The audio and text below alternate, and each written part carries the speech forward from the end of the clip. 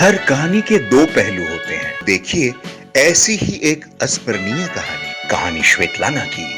मासूम लेकिन मजबूर नहीं।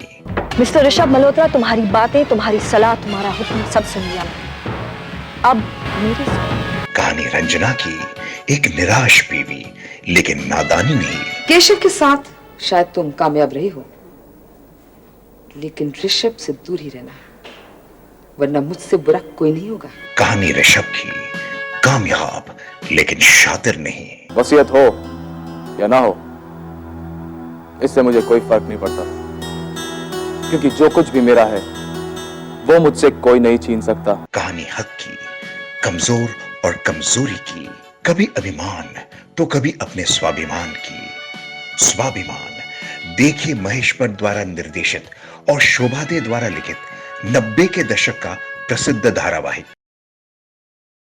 अब वेब, मोबाइल और टीवी पर उपलब्ध।